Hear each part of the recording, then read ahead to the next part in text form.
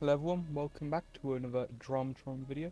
In today's video we're going to be talking about Directingpete Late game once again, because the map has changed ever so slightly and it has been a month, so I get more XP.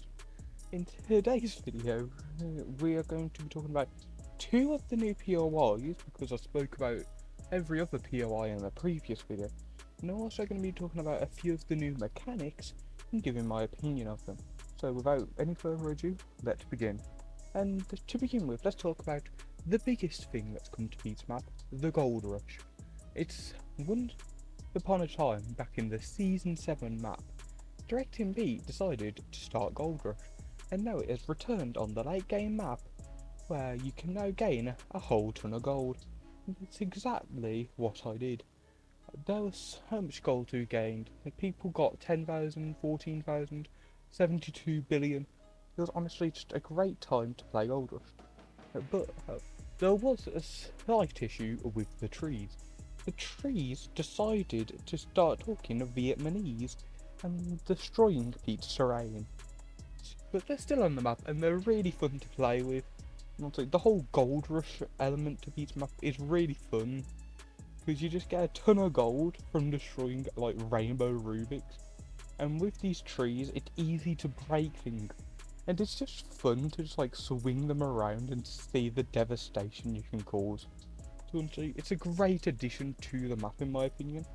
And honestly, more maps need to be implementing trees into their island, because of how goddamn stupid it is, and how much it will just like ruin your map.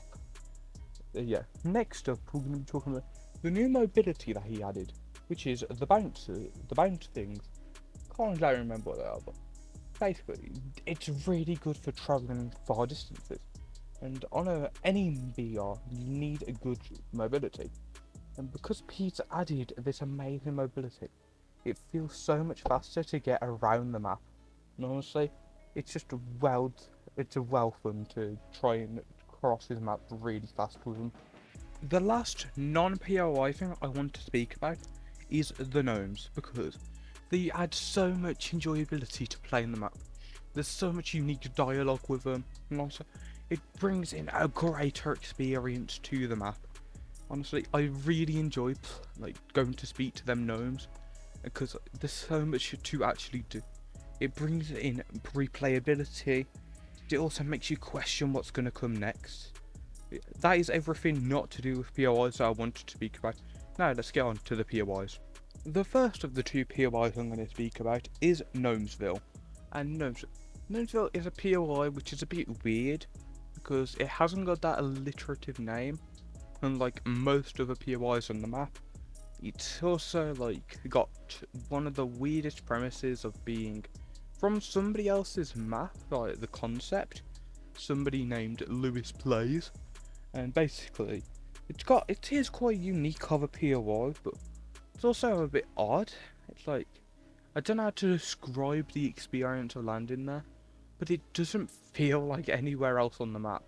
Much like the like football pitch and all that, it's really unique in that sense. But like, one great thing about it is that Disco Dave survived. Disco Dave, the DJ, he is actually just like an immortal being on Pete's map, managing to survive two transitions, because that area originally was Sweaty Swamp. And honestly, it's like weird that Pete has decided to change it twice.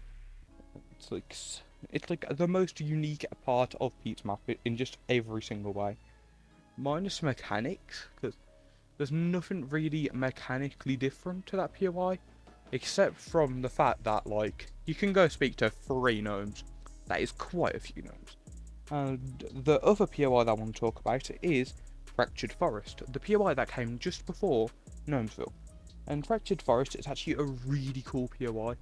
It's the destroyed version of what used to be there. So it's actually an amazing POI in that sense. And also, it's got like amazing cavern system right underneath it, which allows you to explore a whole new section of Pete's map, which never used to be there before. And look, in that cavern system, the anti-gravity, it just adds a new experience unlike anywhere else on the map. It's honestly one of the best POIs on the entire island. And honestly, I hope that it gets like developed more. It's honestly such a great POI in my opinion. But yeah, that's the end of the video. If you enjoyed it, hit the thumbs up button, subscribe, because we are nearing 200 subscribers, and 200 subs is pretty cool. And I'll see you all in another video. Goodbye.